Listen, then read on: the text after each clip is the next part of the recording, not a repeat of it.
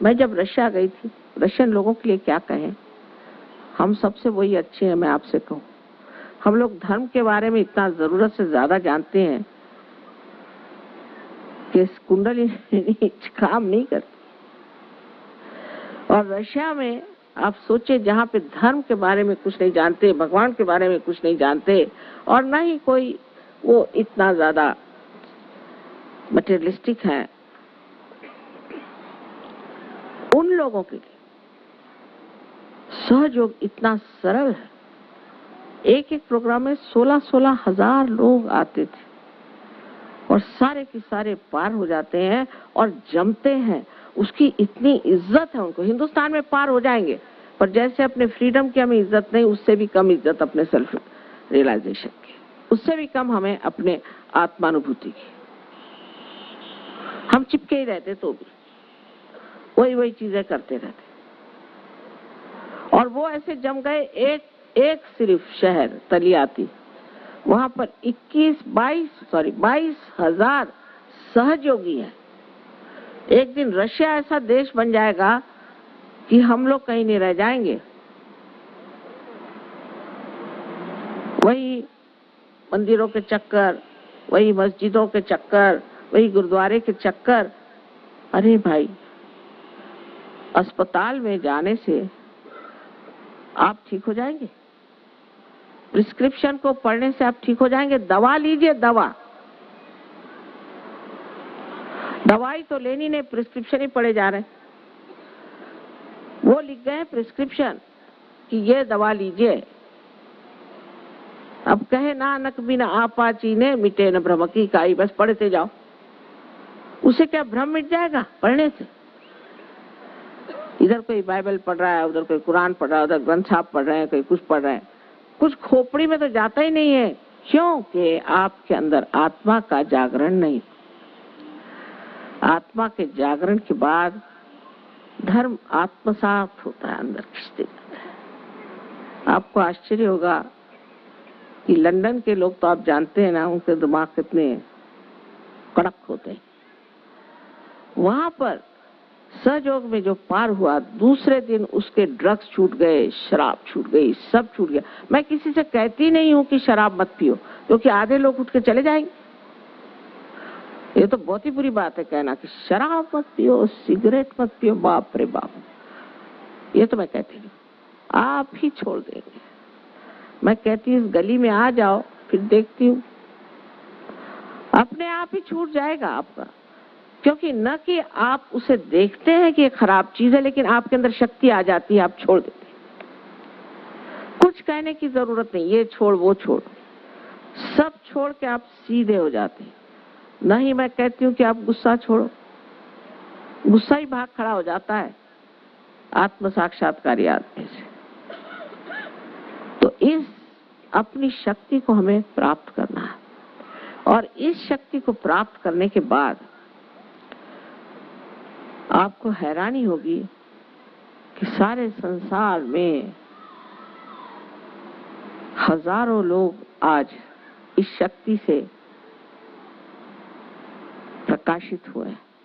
ये कोई मेरी शक्ति नहीं है, यह आपकी अपनी शक्ति, आपकी माँ है। यह आपका अपना गौरव है जिसे आपको प्राप्त होना है। मैं तो सिर्फ जैसे कोई एक जला हुआ दिया होता है, वो दूसरा दीप जला देता है, इस तरह से मैं आपका दीप जला देती हूँ, फिर आप जलाते फिरिए। आप में यह शक्ति आ जाएगी कि आप दूसरों की कुंडलिनी जागृत करें, लोगों को ठीक करें, और ज्ञान का भंडार आपके अंदर खुल जाए, शुद्ध ज्ञान का। असल क्या नकल क्या आप फौरन पहचान लेंगे। आपके उंगलियों के इशारों पर कुंडलिनी चलेगी। ऐसी आपके अंदर शक्तियां हैं। अब आप कहेंगे कि माँ, पहले जमाने में तो एक आदमी कहीं पार होता था। वो जितने खोज रहे थे पहले जमाने में, वो सब आज यहाँ सामने बैठे हुए, और सबको ये पाना है। सिर्फ आत्मविश्वास होना चाहिए कि हम सब पार हो जाएंगे, और दूसरा निश्चय होना चाहिए, व्रत निश्चय होना चाहिए कि पार होने के बाद हम इसमें बढ़ेंगे, अग्रसर होंगे और अपनी पूरी वृद्धि कर लेंगे। नहीं तो जैसे अंकुरित हुआ एक बीज है वो कैसा बेकार जाता है, ऐसे ही लोग पार तो हिंदुस्तान में बहुत जल्दी हो जाते हैं, कुछ करना नहीं पड़ता। ये तो आपकी इस भूमि का ही प्रसाद है। मुझे तो बाहर इतनी मेहनत करनी पड़ती है, यहाँ तो मुझे कोई मेहनत नहीं करनी पड़ती। हिंदुस्तानी आदमी एकदम से खट से पार हो जाता है, उसकी कुंडलिनी एकदम जागृत हो जाती है। बड़े पूर्व पुण्यों की वजह से आप इस देश में पैदा हुए, बहुत पूर्व पुण्य के थे, इसलिए इस देश में आप पैदा हुए। और अब आप जानिएगा कि कितने जल्दी आपकी कुंडलिनी जागृत होती है। लेकिन फिर उसको आगे वृद्धिंगत करना, उसको बढ़ाना है। ये कनेक्शन पहले जब हो जाता है उस परम शक्ति से, तभी योग घटित होता है। श्री कृष्ण ने क्या कहा? योग क्षेम वहम्यम। उन्होंने क्षेम योग नहीं कहा। अभी एक कोई कह रहे थे साहब मैं कृष्ण का नाम इतना लेती हूँ, देखिए मेरा गला बैठ गया। मैंने कहा देखो कृष्ण तो यहीं बसे हुए हैं और तुम्हारा गला क्यों बैठ गया भाई? क्योंकि आपको अधिकार नहीं, आपका योग नहीं बना। जब तक आपका योग नहीं बना है, क्या फायदा है टेलीफोन करने से अगर आपका कनेक्शन ही नहीं बना? इसीलिए आपका गला खराब हो गया। और हो सकता है श्री कृष्ण भी नाराज हो। क्या वो आपके नौकर है हर समय उनका नाम लेने के लिए? अरे आप वैसे ही कोई 10 बार आपका नाम ले तो कहे क्या पागल कुत्ते ने काटा है, काहे मेरा इतना नाम ले रहा है? तो यहाँ आपके प्रेसिडेंट साहब है, उनका नाम अगर आप लेते हुए पहुंच जाइए तो पुलिस पकड़ लेगी आपको। कुछ तो कारण होना चाहिए। बेकारी में उनका नाम लिए चले जा रहे, तो वही स्वयं नाराज है आपसे। नाम वाम लेने से भगवान नहीं मिलने वाले। और बहुतों ने इसी तरह से चीजें घुसेड़ भी दी हैं अपने धर्म शास्त्रों में कि बस नाम रटते रहो। वो शायद इसलिए भी कहा होगा उन्होंने कि इधर उधर जाने से अच्छा बाबा नाम ही रटो। पर अब छोड़ो ना, जिस सीढ़ी पे चढ़ते थे अब वो सीढ़ी खत्म हुई, अब ऊपर क्यों नहीं आते? अब उसी सीढ़ी को चिपके बैठे हो। बहुत सहज सरल बात है। कहा भी है सहज समाधि लागो, सहज में ही समाधि लगती। और इन लोगों ने, किसी ने कोई साधुपना किया था कि जा करके बीवी छोड़ दी, बच्चे छोड़ दिए और सब दुनिया छोड़ करके, कुछ नहीं, सहज वही बीवी बच्चे सुंदर हो जाते।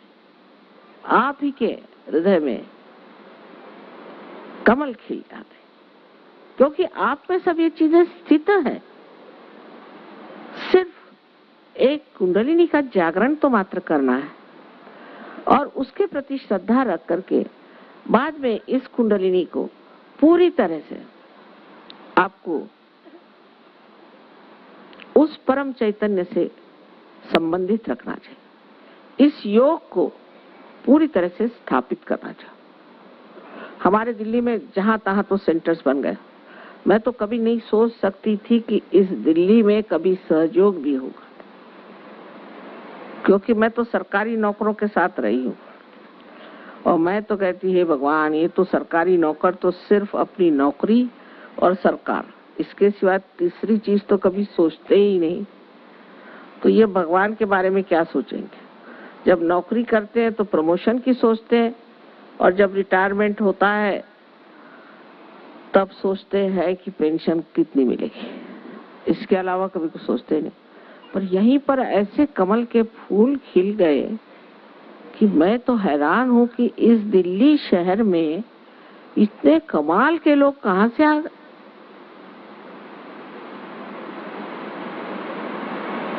ये भी कोई पूर्व जन्म की चीज है कि इस दिल्ली शहर में भी इतने साधक सच्चे मन से आए। सब्सक्राइब कीजिए कुंडलिनी जागरण को और प्रेस कीजिए बेल आइकन को, जिससे कि आपको मिल सके हमारी लेटेस्ट वीडियो सबसे पहले।